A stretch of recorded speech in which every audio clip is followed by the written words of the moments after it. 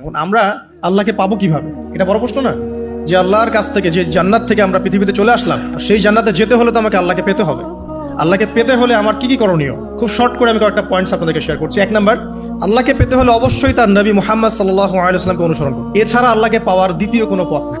আল্লাহকে পেতে হলে অবশ্যই তার নবী মুহাম্মদ সাল্লাল্লাহু আলাইহি ওয়াসাল্লামের আদর্শগুলো জীবনের প্রতিটা ক্ষেত্রে বাস্তবায়ন করতে হবে। চলাফেরা, ওঠা বসা, খাওয়া দাওয়া, ইস্তেঞ্জা করা, মুআমালাত, ব্যবসা বাণিজ্য, অর্থনীতি, সমাজ, রাষ্ট্র, সব ক্ষেত্রে আপনাকে মুহাম্মদ সাল্লাল্লাহু আলাইহি ওয়াসাল্লামের তরিকা, আদর্শটাকে ফলো করতে হবে। তাহলে আপনি আল্লাহকে পাবেন ইনশাআল্লাহ। যে ব্যক্তি আল্লাহকে পেয়েছে সে দুনিয়াও পেয়েছে, আখিরাতও পেয়েছে। যে আল্লাহকে পায় নাই, দুনিয়াও বরবাদ, আখিরাতও বরবাদ। 1 নাম্বার তাহলে কি কাজ? আল্লাহ পাকের সর্বশেষ নবী মুহাম্মদ সাল্লাল্লাহু আলাইহি ওয়াসাল্লামকে অনুসরণ করা, তার আদর্শ মেনে চলা। 1 নাম্বার। 2 নাম্বার হচ্ছে 5 ওয়াক্ত নামাজ। আল্লাহকে পেতে হলে নামাজ লাগবে। নামাজ নাই, আল্লাহ নাই। ওয়াস্তাঈনু বিস-সাবরি ওয়াস-সালাহ, তোমরা সবর এবং সালাতের মধ্য দিয়ে আল্লাহর সাহায্য প্রার্থনা করো। আমরা এই জন্য নামাজে বলি ইয়্যাকা না'বুদু ওয়া ইয়্যাকা নাস্তাঈন, আমরা শুধু আপনারই ইবাদত করি এবং আপনার কাছেই সাহায্য প্রার্থনা করি। আল্লাহকে পেতে হলে নামাজের কোনো বিকল্প নাই।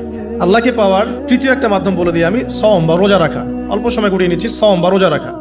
রোজা কেন আল্লাহকে পাওয়ার মাধ্যম জানেন? কারণ রোজা রাখা অবস্থায় আমরা কিন্তু গোপনে পানাহার করি না, করি? আমরা রোজা রেখেছি, গোপনে কিন্তু পানি খেতে পারি, কেউ দেখবে না। গোসল করছেন আপনি, পানি খেতে পারেন, কেউ দেখবে? দেখবে না। লুকিয়ে লুকিয়ে আপনি কিন্তু খাবার খেতে পারেন, কেউ দেখবে না, বাসায় কেউ নাই দেখার, কিন্তু আপনি খান না। আপনি সবর করেন, সহ্য করেন, একদম সূর্যাস্তের সময় গিয়ে আপনি ইফতার করেন। এই যে কাজটা আপনি কেন করেন? কারণ আপনি ফিল করেন যে আল্লাহ আপনাকে দেখছেন। কেউ আপনাকে দেখুক না দেখুক, আল্লাহ আপনাকে দেখছেন। এটাই হচ্ছে ইহসান, এটাই হচ্ছে আল্লাহ পাকের মারিফতকে উপলব্ধি করা। আল্লাহ রাসূল সাল্লাল্লাহু আলাইহি ওয়াসাল্লাম বলেছেন, ইহসান হচ্ছে আন তা'বুদাল্লাহা কাআন্নাকা তারা, তুমি এমন ভাবে আল্লাহর ইবাদত করবে যেন তুমি আল্লাহকে দেখছো। ওয়া ইল্লাম তাকুন তারাহু ফাইন্নাহু ইয়ারাক, তুমি আল্লাহকে দেখতে না পারলেও বিশ্বাস করবে আল্লাহ তোমাকে দেখছেন। এটা রোজা রাখলে উপলব্ধি হয় না যে আল্লাহ আমাকে দেখছেন? এটা হচ্ছে আল্লাহকে পাওয়ার মাধ্যম। এই জন্য রমাজানের রোজা অবশ্যই রাখবো ইনশাআল্লাহ। পাশাপাশি এই যে সোমবার, বৃহস্পতিবার বা এই যে মাসের 3 দিন আইয়ামে বীজের সওম আছে, 13, 14, 15, আরাফার সওম, আশুরার সওম বা নফল সওম, এগুলো রাখার অভ্যাস করলে আল্লাহকে পাওয়া যাবে ইনশাআল্লাহ। আল্লাহ পাক আমাদেরকে বেশি বেশি সওম রাখার তৌফিক দান করুন। এবং আমাকে, আপনাদের সবাইকে বিগত জীবনে আমরা যারা বিভিন্ন সময় সওম রাখি নাই বা রাখতে পারি নাই বা বিভিন্ন সালাত পড়ি নাই, পড়তে পারি নাই, এগুলোকে হিসেব করে আদায় করার তৌফিক আল্লাহ পাক দান করুন। আমিন। 4 নাম্বার একটা মাধ্যম বলে দিই আল্লাহকে পাওয়ার, সেটা হলো তিলাওয়াতে কোরআন। কোরআন তেলাওয়াত যে যত বেশি করবে, অর্থ উপলব্ধি করে পড়বে, সে আল্লাহ পাককে চাক্ষুষ পাবে ইনশাআল্লাহ।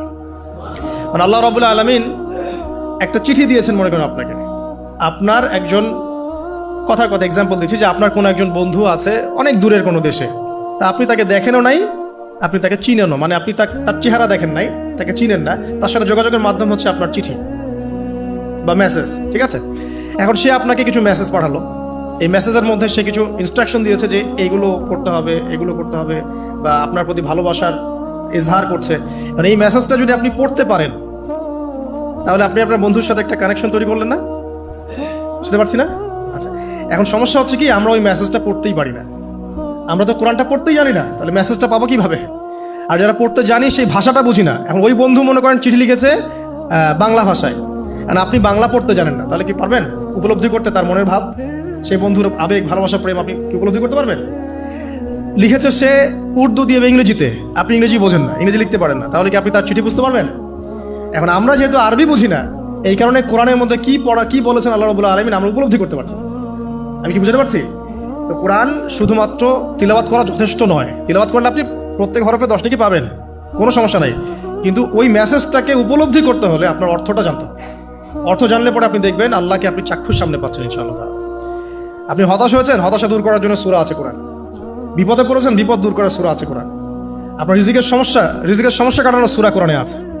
কোনো হাজতের প্রয়োজন, সূরা ইয়াসিন, হাজতের সূরা চলে আসে। অসুস্থ হয়েছেন, শেফার সূরা কোরআনে আছে। না কাউকে জিন টোনা করা হয়েছে, বানটোনা করা হয়েছে, ওর শেফাও কোরআনে আছে। এমন কোনো বিষয় নাই যেটা আল্লাহ রাব্বুল আলামিন কোরআনের মধ্যে নাজিল করেন নাই। ব্যবসা করতে চান, কোরআন কথা বলবে, ঠিক আছে? আপনি সামাজিক বিষয়ে ডিল করতে চান, সূরা হুজুরাত কথা বলবে। আপনি ইতিহাস ভালোবাসেন, কোরআনে ইতিহাস দিয়ে ভর্তি করা আছে। আপনি কাব্য ভালোবাসেন, কবিতা পড়তে ভালোবাসেন, কোরআনের মধ্যে কবিতা দিয়েও ভর্তি আছে। আর রহমান আল্লামাল কোরআন খালাকাল ইনসান, এখানে ছন্দ আছে না? প্রত্যেকটা ছন্দ, ওয়ান নাজমি ইযা হাওয়া মা দাল্লা সাহিবুকুম ওয়া মা গাওয়া ওয়া মা ইয়ানতিকু আনিল হাওয়া, ছন্দ আছে না? আপনি উপন্যাস ভালোবাসেন, কোরআনে অনেক উপন্যাস আছে। যা চান তাই পাবেন কোরআন। এক কথায় আপনি আল্লাহকে পাবেন কোরআনের মধ্য দিয়ে। তো কোরআনের সাথে যার সম্পর্ক যত বেশি, আল্লাহর মারিফত সে তত বেশি পাবে ইনশাআল্লাহ আযজা ওয়া জাল্লা। 4টা বলেছি না? 5 নাম্বার হচ্ছে হজমরা করা। হজমরা, আল্লাহ পাক আমাদের সবাইকে বেশি বেশি করার তৌফিক দেয়। মানে হজ এবং ওমরা এমন কিছু কাজ আছে যে কাজগুলো সরাসরি আপনার সাথে আল্লাহ পাকে কানেকশন করা। আরাফার মাঠে যাবেন, ওই মাঠে কি কিয়ামত হবে না? আল্লাহকে চিনতে পারবেন এখানেই। তারপরে যে সাই করেন না, সাফা মারওয়া সাই করে, ওখানে গেলে আপনি বুঝতে পারবেন যে কিভাবে ইসমাইল আলাইহিস সালামকে পানি দেওয়ার জন্য তার মা হাজরা এখানে দৌড়াদৌড়ি করেছে। বাইতুল্লাহ দেখবেন, আপনি চিনবেন যে আল্লাহর তাওহীদ কি জিনিস। চোখে দেখার সাথে সাথে আপনার ভিতরে এমন একটা ফিলিংস আসবে যেটা ভাষায় প্রকাশ করা যাবে। চোখে দেখার সাথে সাথে এমন একটা ফিলিংস আসবে, আপনাকে আমি এটা ভাষায় প্রকাশ করে বোঝাতে পারবো না।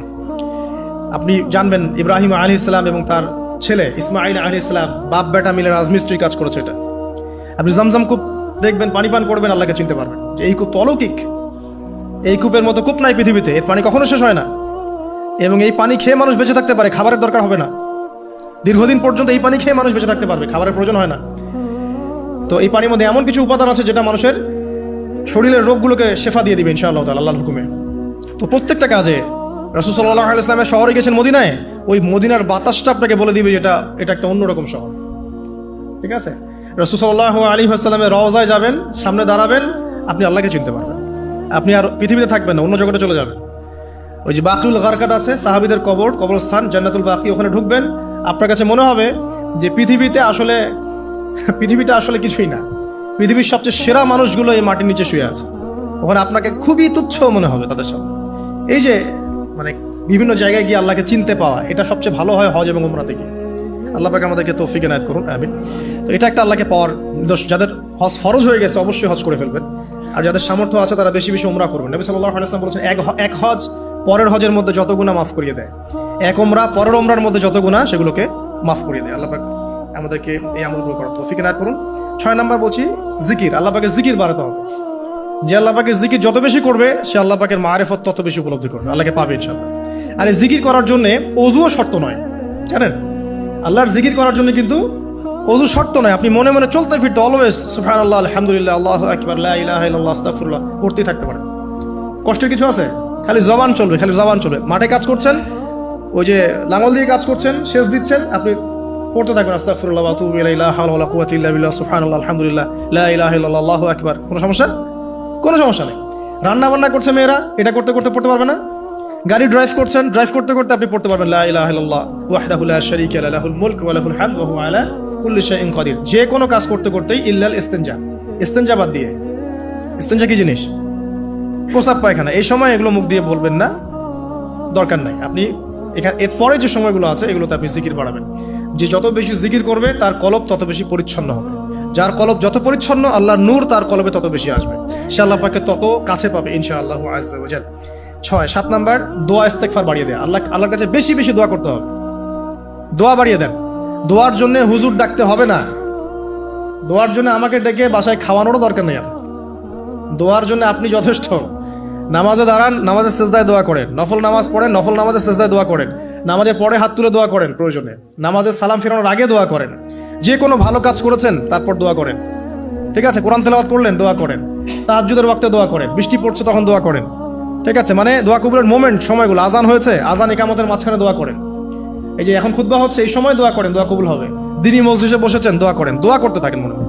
যত বেশি আপনি দোয়া করতে পারবেন আল্লাহর কাছে, ইনশাআল্লাহ আল্লাহকে আপনি তত কাছে পাবেন ইনশাআল্লাহ। এটা আল্লাহকে পাওয়ার অন্যতম মাধ্যম। এবং ইস্তেগফার মানে কি?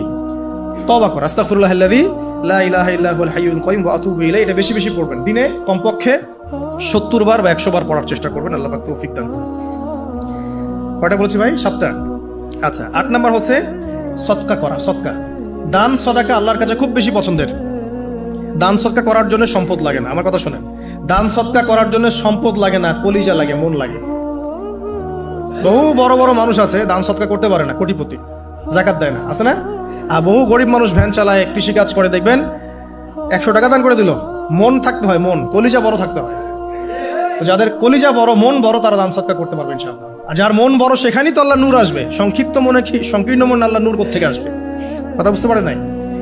তো দান সদকা বাড়ান। আপনি 1 টাকা দান করেন, 5 টাকা দান করেন, হালাল রিজিক থেকে 1 টাকা দান করেন, সেটা আল্লাহর কাছে অনেক বেশি পছন্দের। একটা হাদিসে নবী সাল্লাল্লাহু আলাইহি ওয়াসাল্লাম বলেছেন, হালাল উপার্জন থেকে আল্লাহর বান্দারা যখন একটা খেজুরও দান করে, আল্লাহ পাক সেই একটা খেজুরকে আস্তে আস্তে বড় করতে থাকেন, বড় করতে থাকেন, বড় করতে থাকেন। এটা এক পর্যায়ে পাহাড়ের সমান হয়ে যায়। কিয়ামতের মাঠে মানুষ তার দান এবং সাদাকার যে ছায়া, এই ছায়ার নিচে অবস্থান করবে।